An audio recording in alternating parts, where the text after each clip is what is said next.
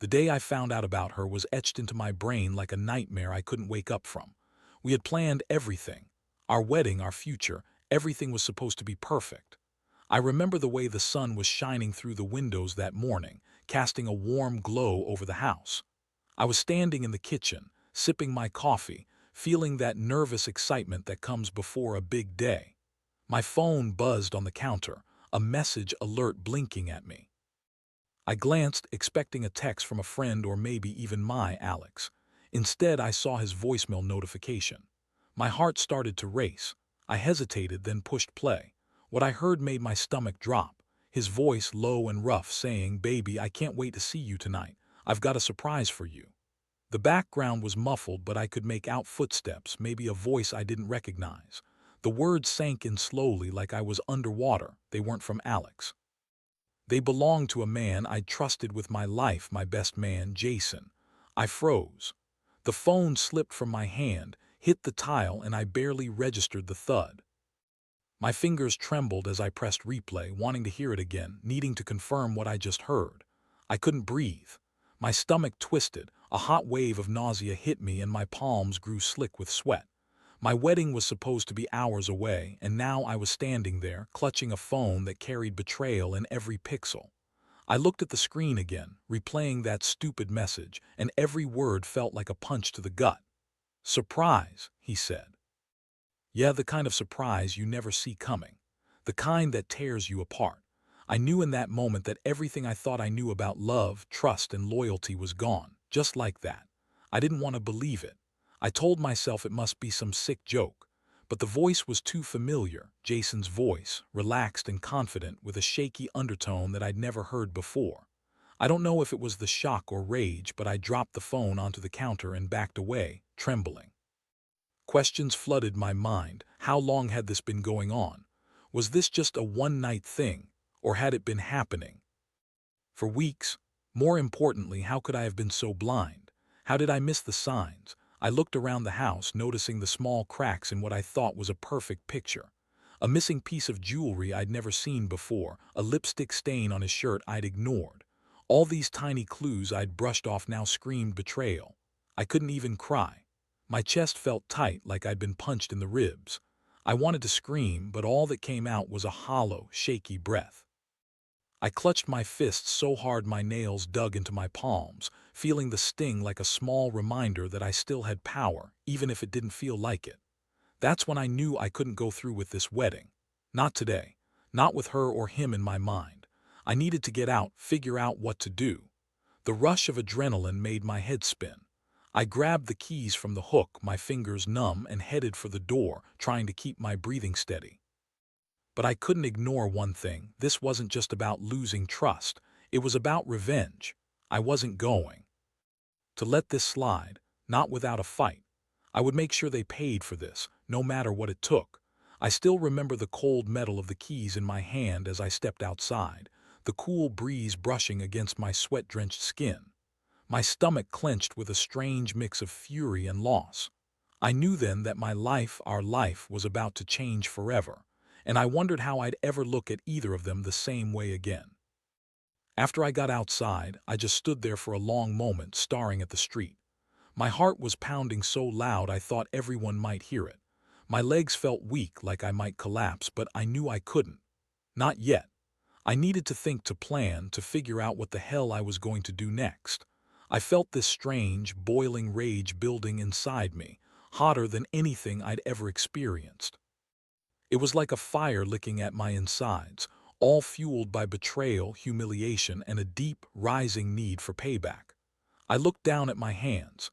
They were trembling. I could feel the sweat on my palms, the slight tremor in my fingers. I clenched my fists, trying to steady myself, but nothing worked. My mind kept circling back to that voicemail, replaying Jason's voice over and over. How could he do this to me? His best man, my supposed friend. How could they have thought I'd never find out? More than that, how could I let myself be so blind? My chest tightens just thinking about it. I'd always believed in the idea of love, of trust. That was the foundation of everything I wanted with Alex, with Jason, with anyone I gave my heart to. But now I saw how fragile it all was. Trust could shatter in a second when someone you loved turns out to be a liar. That realization hit harder than a punch in the gut. I took a deep breath, trying to steady my nerves. The air outside was cold and sharp. I could smell the faint hint of rain on the breeze, but the clouds held back, as if the sky itself was waiting for the perfect moment to pour down. I thought about the wedding dress I'd picked out and how it suddenly felt. Like a costume I'd been forced into. That's when the plan started forming. Revenge. I wasn't going to let them get away with this, not without consequences.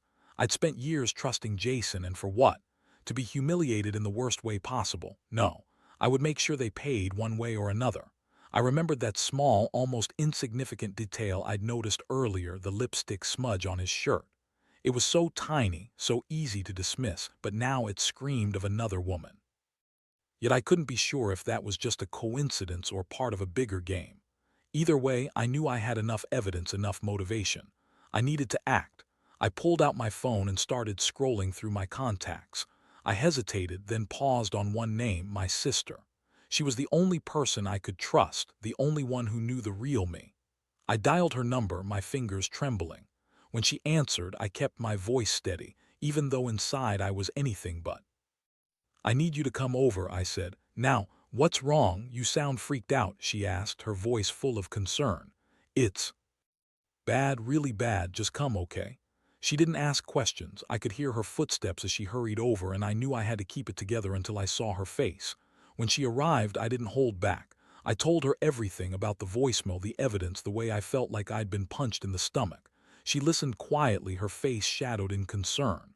"Are you going to tell Alex?" she asked softly. I shook my head.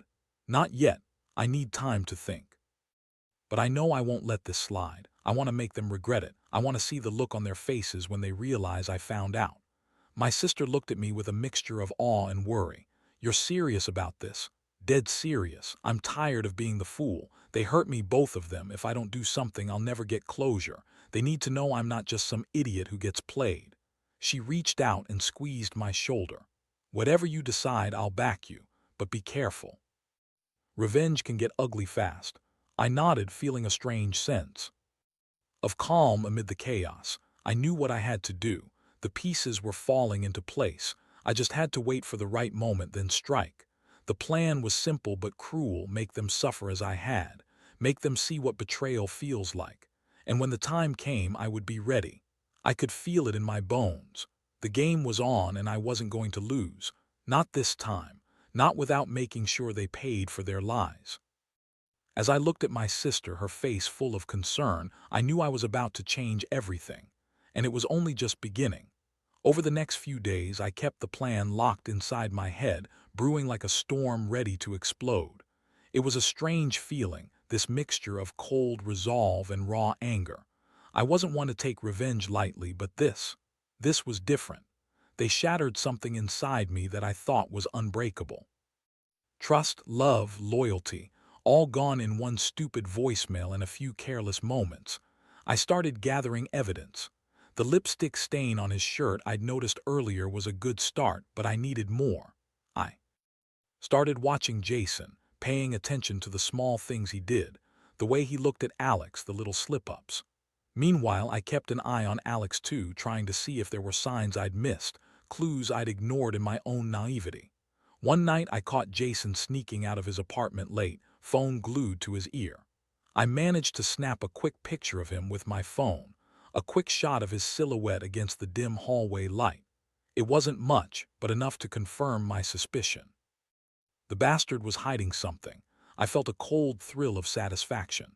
That small victory fueled my determination. If I played this right, I could make them pay without even raising my voice. I wanted their faces to fall when they realized I knew everything, every little secret, every lie. I met up with my sister again, showing her the photo.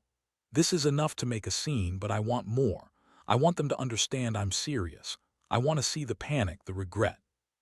She looked at me, eyes dark with concern but also with a strange pride.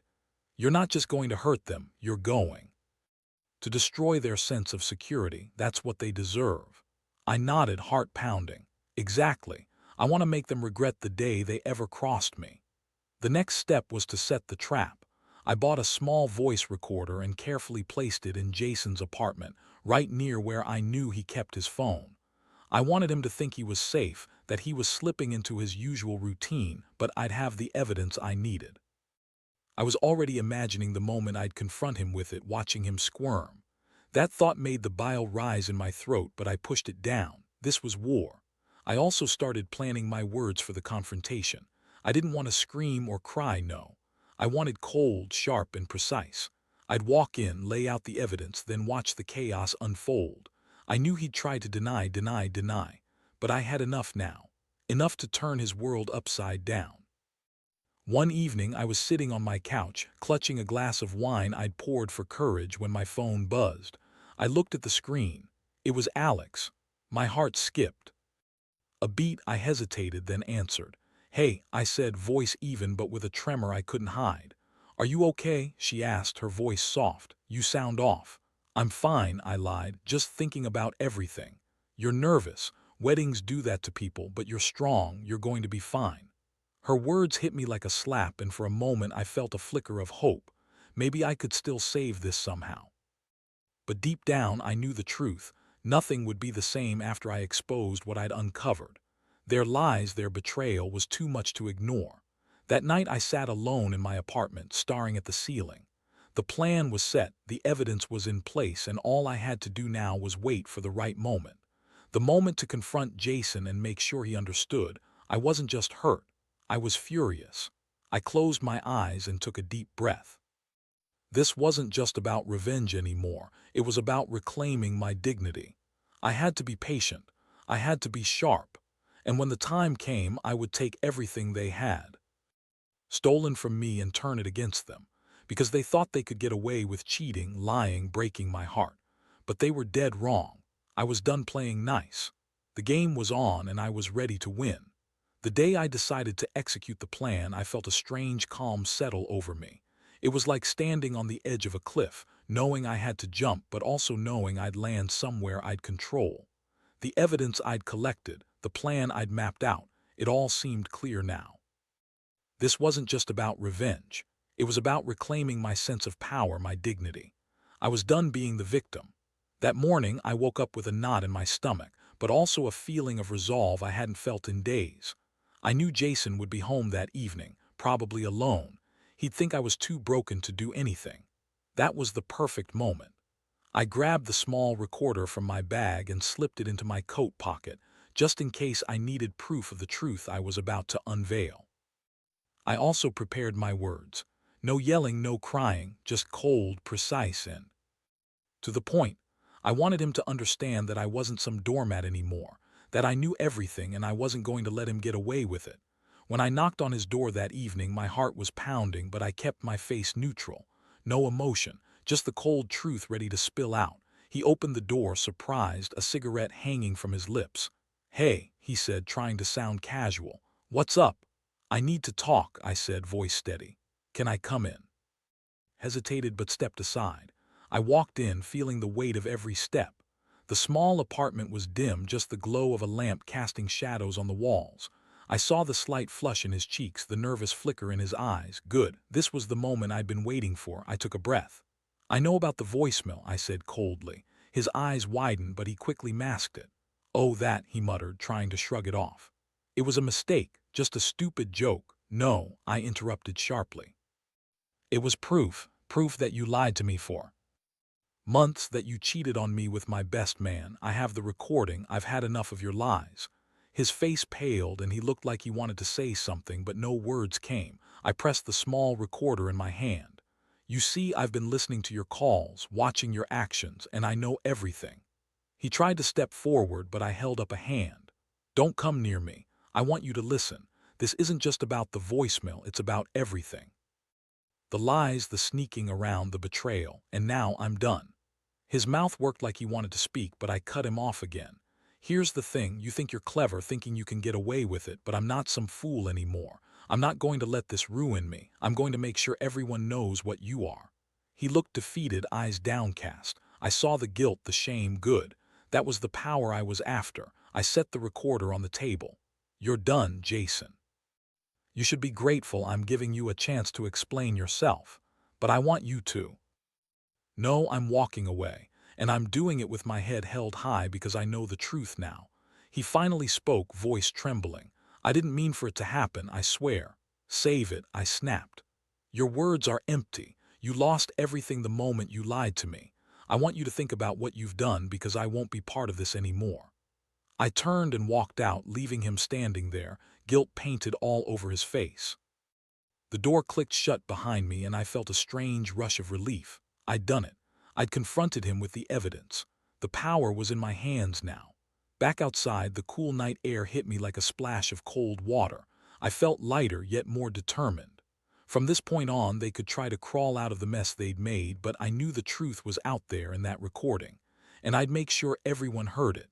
Now, all that was left was to watch their reactions, to see their carefully constructed world fall apart piece by piece. I knew this was just the beginning, but I was ready for whatever came next, because I'd finally taken control, and that felt better than any wedding or promise ever could. The fallout was almost immediate. I didn't even wait a full day before starting to see the cracks in their carefully crafted facade. Jason was hysterical, calling me repeatedly, trying to deny everything, but I kept my distance. I knew this wasn't about convincing him anymore. It was about making sure he understood that I knew the truth and I was done playing nice. His protests sounded desperate, high-pitched, like he was trying to claw his way out of a sinking ship. "You've got it all wrong," he told me at one point. "There's no affair. It was a mistake, a one-time thing. Please just forget it." But I didn't forget. I had the recordings, the photos, the evidence, all of it. I kept replaying that voicemail in my mind, that low, suggestive tone that confirmed everything. I didn't care what he said anymore. I'd already made up my mind. His world was crumbling, and I was going to watch it burn. I reached out to a few friends I'd confided in, people who knew me well enough to listen, without judgment but also to understand the gravity of what I was doing. I told them I was done with the lies, that I wanted to make a clean break, and I did.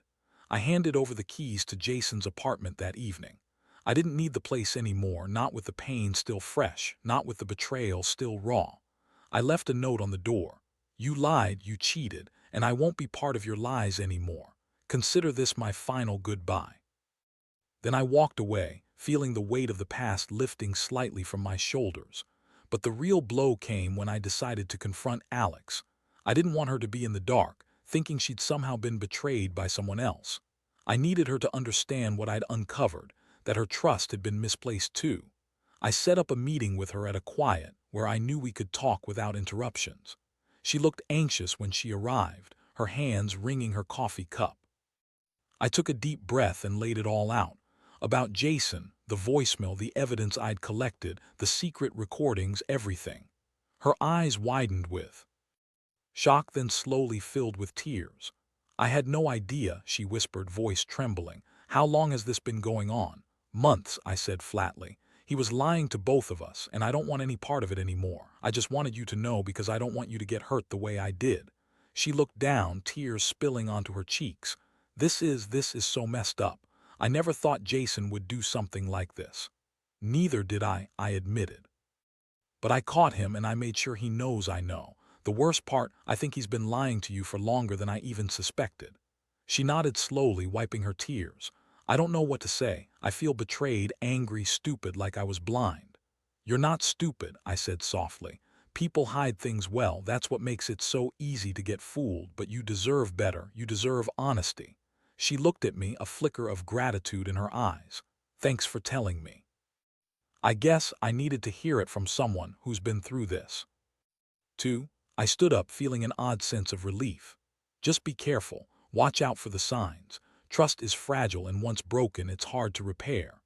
As I walked away from I knew I'd done what I set out to do. I exposed the truth, and I made sure they understood I was no longer part of their game. I had reclaimed my power, one step at a time. But as I looked back at the city skyline, I wondered how much more I'd have to lose before I could finally move past this. The pain still lingered, but at least now I had clarity. The lies had been revealed. The revenge had begun. And I wasn't going to stop until I felt like I was finally free. The days that followed were a blur of cold clarity and quiet satisfaction. I handed over the keys to Jason's apartment, watched him scramble to salvage whatever was left of his reputation, and listened as Alex slowly pulled herself out of the fog of betrayal. I didn't expect to feel relief. Truth be told, it was more like a numbness that settled in, a strange calm after the storm. I had finally taken control, and even if it wasn't the happy ending I'd envisioned before all this, it was mine. I blocked Jason's number. If he called, I didn't answer. I didn't want to hear the excuses, the apologies, the lies. That part was over. I'd seen their real faces, and I refused to be fooled again. I also cut ties with Alex's number, not out of anger, but because I knew she needed space to heal, just like I did. We weren't friends, not anymore, but I hoped she'd find her way out of the mess, just like I had. Sitting alone in my apartment that night, I finally allowed myself to breathe. The raw ache in my chest was slowly dulling, replaced by a strange sense of empowerment. I'd been broken, humiliated, betrayed, every you could think of. But I'd also been resilient enough to face the ugliness head-on, to rip the mask off the people I loved and expose their lies. No more hiding, no more pretending. This was my wake-up call, and I'd answered it loud and clear. Looking back, I realize how much I'd learned from all of it. Trust is fragile, so fragile that it can shatter with a single misstep. But revenge is a double-edged sword. It gave me power, yes, but it also forced me to look into the darkness I'd been avoiding. Still, I don't regret it. Sometimes you need to confront the ugliness to truly move on. The most important lesson I take away from this is that love, real love, isn't about blind trust or ignoring the signs. It's about respect, honesty, and being able to face each other's truths, even the ugly ones. If someone breaks that trust, they lose the right to be part of your life. And if they don't see the damage they've done, then you have no choice but to cut them loose. Now I focus on rebuilding myself. I go to therapy, talk with friends, and learn to love again, this time smarter. I refuse to let betrayal define me, but I also refuse to forget what I've been through. It's made me stronger, sharper, more aware of the warning signs I once ignored. I know now that revenge doesn't heal the pain, only healing does. But sometimes, taking back your power feels like the only way to start the process. I'm not proud of everything I did, but I'm proud of standing my ground. I'm proud of finally seeing through the lies and not letting them break me. So to anyone out there who's been betrayed, who's feeling lost and humiliated, you're not alone. It hurts, and it will hurt for a while. But remember, you have the power to take control, to expose the truth, and to walk away stronger than before. Trust is fragile, yes, but your strength is. I've learned that the hard way, and I'll never forget it.